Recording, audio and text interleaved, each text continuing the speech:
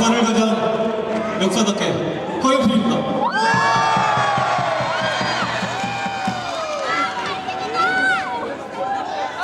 자랑스러운 민주화의 성지 광주의 산수동에서 태어났습니다. 1980년 5월 저는 8살이었고 농성동에 살고 있었는데요. 아버지께서 두꺼운 솜니부를 망치질을 해가며 창문을 가리는 걸 보았고 총알이 집에 들어올 수 있으니 그렇다라고 하셨습니다. 학교를 안 가서 좋긴 하였지만 워낙 답답해서 동생을 데리고 큰 길가로 나갔는데 군인들이 탱크를 몰고 들어오고 있었습니다.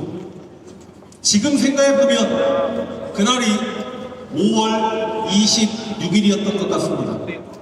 당시 8살이었기 때문에 그 탱크를 따라다니면서 군인 아저씨 화이팅! 하고 외쳤습니다. 어떤 아저씨가 저를 잡더니 나쁜 군인들이다. 군인들 따라가지 말아라. 빨리 집에 들어가고. 어린 저는 집으로 들어가면서 우리나라 군인에게 저렇게 나쁘다라고 이야기하는 사람은 간첩일 것이다. 그래서 엄마에게 엄마 나 오늘 간첩 만났어. 그랬더니 엄마가 제 엉덩이를 손바닥으로 때리면서 눈시울이 붉어지셨습니다. 저는 광주 살레시오 고등학교를 졸업했습니다. 그리고 그 살레시오 고등학교에서 교편을 잡았습니다. 살레시오 고등학교는 5월달이면 향냄새가 진동합니다. 그리고 살레시오 고등학교를 졸업하신 우리 살레시오 고등학교 졸업생들 스스로 살레시안이라고 하는데 그 살레시안들이 한 명도 빠짐없이 종이학을 접습니다. 바로 살레시안 선배였던 5.18 강주 민주운동 당시 시민군 대변인이었던 윤상원 열사를 기리기 위함이었습니다. 5월달이면 살레시오 고등학교는 5.18 강주 민주화운동 기념식을 열었습니다. 하루는 그 윤상원 열사 아버지께서 백발이 멋있게 늙으셨는데 아들의 정신을 살레시안들의 계승했으면 좋겠다라고 하면서 고등학교 시절 윤상원의 일기를 손수 제작하여 전교생에게 나눠주셨습니다. 저는 교사였던 시절 그 일기장을 읽었습니다. 하루는 고등학생 윤상원이 아버지에게 이렇게 이야기합니다. 세상에는 힘들게 사는 사람들이 많은데 나 혼자 열심히 공부한다고 세상이 바뀔 것 같지 않습니다. 아버지 제가 어떻게 해야 됩니까? 윤상원 열사 아버지께서 윤상원에게 이렇게 이야기합니다. 아들아, 넌 아직 어리니 열심히 공부해서 좋은 대학을 간 이후에 이 이야기를 나누자꾸나. 그때 고등학생 윤상원이 아버지에게 이렇게 반문을 합니다. 저 혼자 열심히 공부한다고 내가 좋은 대학 간다고 세상이 바뀔 수 있습니까? 그 윤상원 열사가 지금 여러분 뒤에 보이는 저 도청에서 5월 27일 돌아가셨습니다. 그때 저는 8살이었지만 제가 18살이었고 만약 제가 28살이었으면 5월 27일 마지막 상륙충정 작전 때 공수부대가 총을 들고 오는데 도청에서 남을 수 있었을까 여러 번 고민했습니다. 쉽지 않습니다. 그래서 5.18 민주화운동 당시에 저 도청을 지키고 실제로 이 도청에서 앞에서 금남로에서 많은 민주투사들이 쓰러졌고 돌아가셨고 그래서 우리는 그들을 존경합니다. 한국의 민주주의는 광주의 피를 먹고 자란다는 말이 있습니다. 그 피가 뿌려진 이 금남로에 비상계엄을 옹호하고 내란 수계를 지지하고 학살을 동조하는 자들이 이곳에서 집회를 하겠다라고 합니다. 광주는 대한민국의 민주주의를 대표하는 도시이기 때문에 대한민국 국민 어느 누구나 아니 전 세계인들이 이곳 광주에 와서 얼마든지 자유스럽게 자신이 하고 싶은 이야기를 해도 되는 도시입니다. 그러나 최소한 광주에서 내란 수배를 옹호하고 학살을 지지하는, 비상계엄을 지지하는 집회를 한다는 것은 홀로코스트가 행해진 곳에 나치 추종자들이 그곳에서 집회를 한다는 것입니다. 솔직히 말씀드리면 한 일주일 전부터 속이 뒤집어졌습니다. 그래도 우리 광주 고향 시민들 만나서 같은 하늘 아래 이렇게 공기를 마시니까 너무 좋습니다.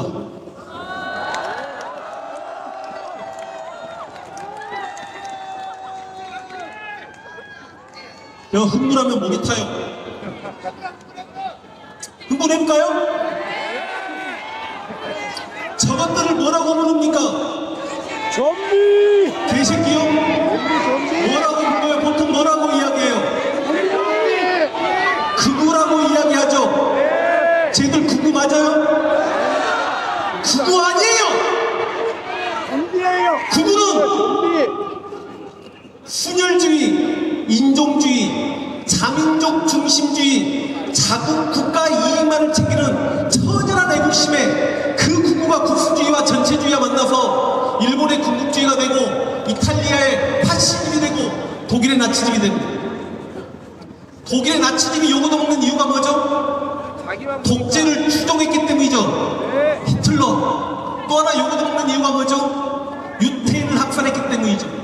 그래서 극우의 대표성을 띠는 게 나치즘입니다. 폭력성을 동반합니다. 그런데 쟤네들은 병신들!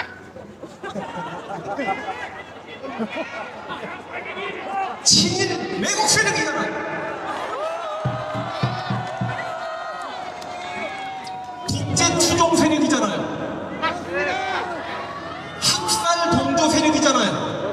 그래서 저기 추종했던 사람들 한번 보십시오. 우리 역사를 통틀어서 가장 많은 민간을 학살했던 이승만을 추종합니다. 간첩 사건 조작했던, 그렇게 많은 민주투사들 죽였던 박정희를 존경합니다.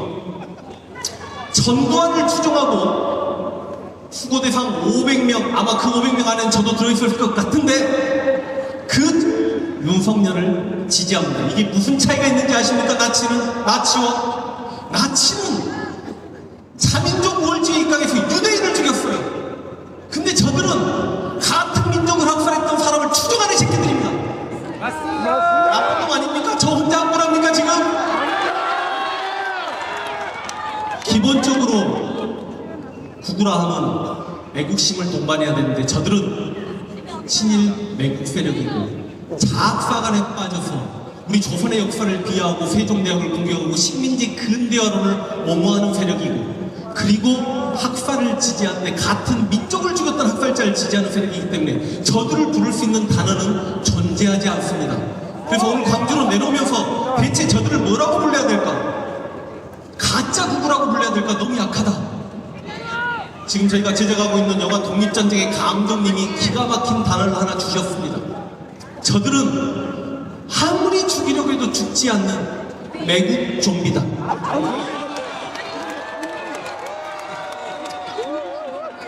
저 매국 좀비들이 비상계엄을 지지합니다. 우리 비상계엄이 지금까지 우리 역사상 12번 있었는데 6.25 전쟁 때 있었던 전시 비상계엄 빼고 10번의 비상계엄을 잠깐 이야기해보고자 합니다. 10번 중에 4번을 이승만이 했습니다. 여수, 순천 사건, 4.3 사건, 부산 정치 파동, 그리고 4.19 전부 다 자신의 권력을 지켜내기 위한 어찌 보면 친일 쿠데타적 성격이 있었고, 4.3 사건과 여수 순천 사건은 전시 사변에 준한다라고 인정해서 비상계엄을 선포하는 걸 받아들인다고 하더라도 여수 순천 사건 때 민간인이 5,000명에서 7,000명 죽습니다. 4.3 사건 때 민간인이 빨갱이가 아닌 그냥 민간이 14,442명 죽고, 제주도에서 추설하기는 3만 명에서 8만 명까지 죽었다라고 예상을 합니다. 4.19 때 비상계엄 선포에서 수백 명이 죽고 수천 명이 부상당했습니다. 그 다음 박정희가 비상계엄을 4번 합니다. 5.16 군사 쿠데타, 일종의 자기 권력을 잡기 위한 비상계엄이었죠. 일본과 수교를 반대하는 6.3 시위 때 그 일본과 수교하자고 비상계엄을 해서 1,000명 이상을 체포합니다. 그리고 자신이 종신 대통령이 되겠다고 유신헌법을 발표하면서 비상계엄을 발표합니다. 그리고 자신의 독재에 저항하는 저 부산, 많은 시민들의 항쟁 군방ging 때 비상경을 선포해놓고 캄보디아의 킬링필드처럼 우리도 100만 명 죽이면 조용해지지 않겠냐라는 차지철의 말에 미소 짓고 웃다가 김재규의 총을 맞고 죽었습니다. 박정희가 그렇게 죽고 난 직후에 대통령이 죽었으니 11.19로 바로 비상계엄이 선포됩니다. 당시 국무총리였던 최규하가 선포한 거라 다름없지만 그 서울에 이상한 빛이 비치기 시작했고 사람 머리에서 나오는 빛이었습니다. 전두환이 등장했고 12.12 군사 쿠데타를 일으키면서 당시 비상계엄 사령관이었던 정승화를 체포해버렸기 때문에 사실상 그 비상계엄이 이제 전두환께 된 겁니다.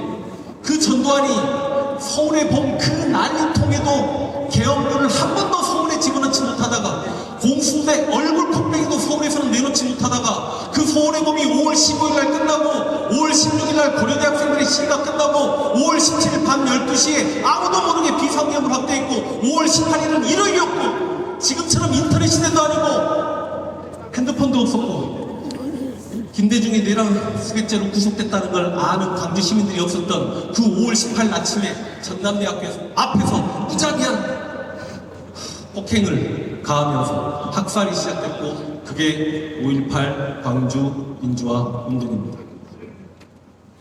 방금 말씀드린 비상계엄은 이승만, 박정희, 전두환의 비상계엄 용납할 수가 없습니다. 그런데 윤석열의 비상계엄은 용납하고 안 하고를 떠나서 코믹스럽습니다. 전시 상황이나 사면의 주라는 상황도 아니었고 공공의 안녕을 헤아려야 되는 시기도 아니었습니다. 대체 왜 비상계엄을 했대요? 아니 독재국가가 아니고 민주국가에서 공산주의 국가가 아니고 자본주의 국가에서 후진국가 아니고 선진국에서 국민소득이 3만 달러가 넘는 나라에서 요소야기 싫다고 비상계엄했던 것도 아마 역사상 윤석열이 최초일 거고 자기 마누라 특검 맞자고 비상계엄한 것도 윤석열이 최초일 것입니다. 이렇게 평화시에 비상계엄이 선포되는 것 자체가 아마 최초이고 그 비상계엄이 2시간 만에 해제되는 것도 역사상 최초일 것입니다. 저 윤석열이 뭐라고 이야기했냐? 정복 반국가 세력을 석탕하고 헌정 질서를 유지하기 위해 비상계엄을 했다라고 합니다. 여러분 정복이십니까? 제가 정복인가요?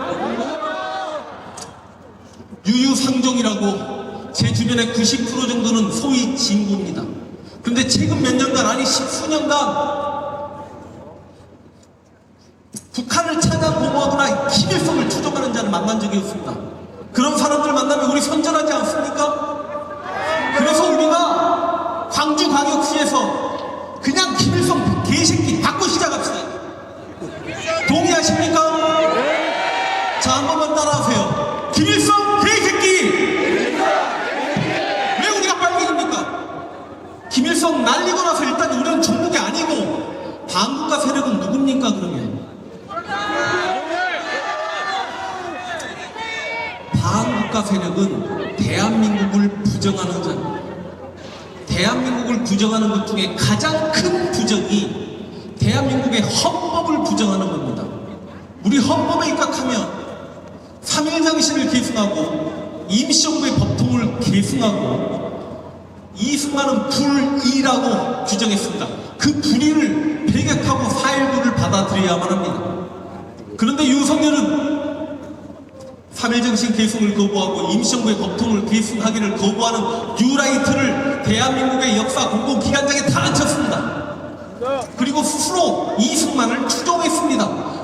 윤석열이 반국가 세력이죠. 동의하십니까?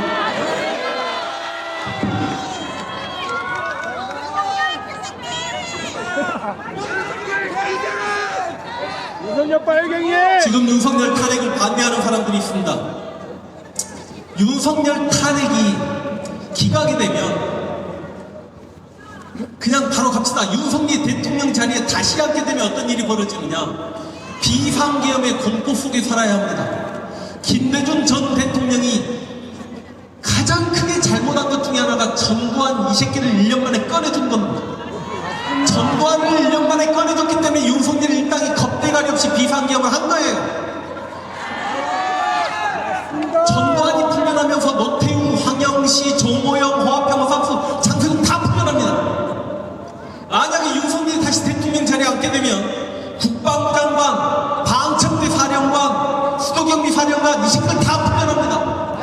이 새끼가 대통령 자리에 있을 때 우리는 비상계획 공포에 살 수가 없어요. 설령 2년 동안 눈치 보면서 비상계엄을 선포 안 한다 칩시다. 2년 후에 만약에 정권이 민주당으로 넘어갈 것 같으면 윤석열과 그 일당들이 공정하게 선거를 치르겠습니까? 정권이 넘어갈 것 같으면 윤석열이 뭐 할 것 같습니까? 전쟁 일으킵니다. 동의하지 않습니까? 저런데 전쟁 일으키겠다는 대통령이 탄핵돼서는 안 된다는 사람들은 이 한반도에 전쟁을 불러오겠다는 겁니까? 전쟁 일으키고도 남을 놈이라는 건 이번에 여러 가지 정황상 다 드러났죠? 또 하나, 대한민국에서 가장 슬픈 현실이 이승만을 추종하는 자들이 많고 그것이 소위 현재 대한민국 보수, 극우, 저 교회 집단이라는 건데 이게 문제가 뭐냐? 이승만은 우리 역사상 전시 상황 이건 아니걸 떠나서 전장에서 적으로 만난 사람이 아닌 자국의 민간인을 가장 많이 죽인 게 이승만인데 그런 이승만을 추종하는 저들은 윤석열 대통령 자리에 있어서 전쟁을 일으키면 얼마나 많은 민간인을 또 죽이겠냐고. 다시 시작해서 민간인을 학살한다는 그 윤석열을 지지하고 그 탄핵을 반대해야 되겠습니까?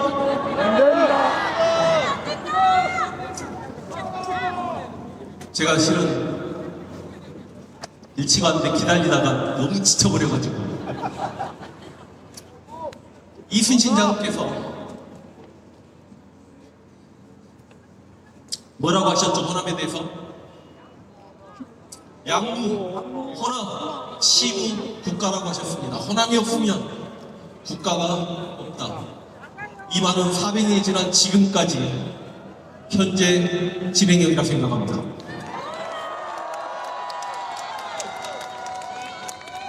실제로 우리 민초들은 국가로부터 받은 게 없음에도 국가가 위기에 닥치면 목숨을 걸고 국가를 위기에서 구하려는 아름다운 DNA가 있고 그 DNA 중심은 호남입니다. 실제로 일제가 조선을 침략했을 때 민초들이 저항했던 동학 농민운동의 출발 역시 호남이었고 1907년 고종 황제가 강제 퇴위당하고 대한민국의 군대가 해산했을 때 전국 각지에서 의병이 거병했지만 실제로 의병 거병 횟수와 전투의 절반은 호남이었습니다. 그래서 일제는 호남의 의병을 토벌해야 조선 병합이 가능하겠구나. 그게 1909년의 호남 대토벌 작전입니다. 1909년에 호남을 대토벌하고 나서야 1910년에 일본이 나라를 병합했습니다. 광주는 1929년 광주 학생운동으로 다시 한번 저항했습니다. 그리고 1980년 광주 시민의 피로 인해서 이 땅에는 민주주의가 정착되었습니다. 역사를 돌이켜보건대 지금껏 광주는 한 번도 정의로움에서 비켜서본 적이 없다.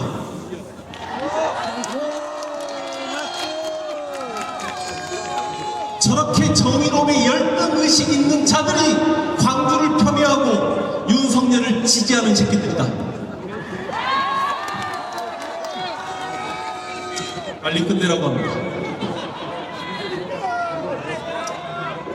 자랑스러운 광주 시민들 그리고 아름다운 진보 정신을 가지고 사는 대한민국 국민들과 함께 친일맹 세력과 독재 추종 세력 그리고 학살 세력이 더 이상 이 땅에서 큰 소리 치지 않는 아름다운 대한민국을 만들어서 후손들에게 물려줘야 하는 게 분단 시대를 살아가는 저희의 의무이고 사명이라 생각합니다. 광주 시민들이 앞장서서 그렇게 아름다운 대한민국을 만들어 주실 걸 바라며 저는 강의를 마칠 수 있도록 하겠습니다.